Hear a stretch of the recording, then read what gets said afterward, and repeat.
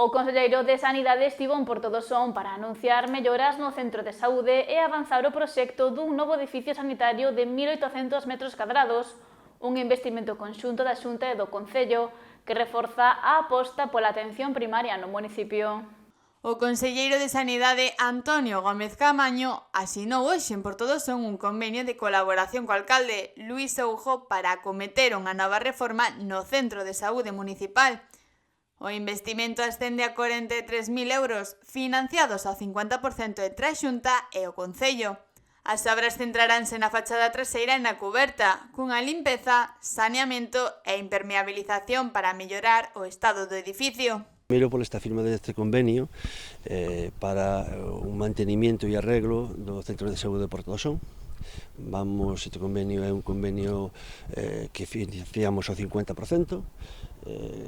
cunha aportación de 21.000 e pico o Sergas e 21.000 e pico o Concello de Porto do Son,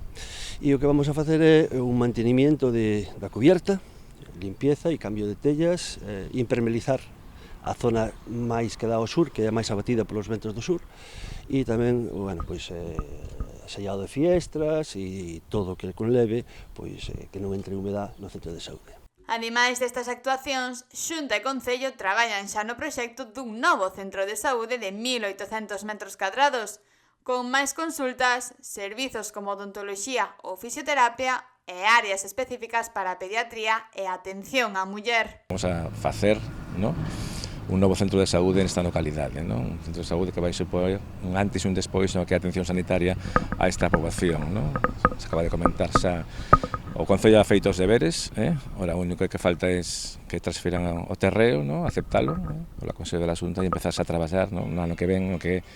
a redacción do proxecto básico de execución do futuro centro de saúde. Unha gran superficie que vai ter moitas implicaciones tamén desde o punto de vista asistencial, máis consulta de atención primaria, máis consulta de pediatría,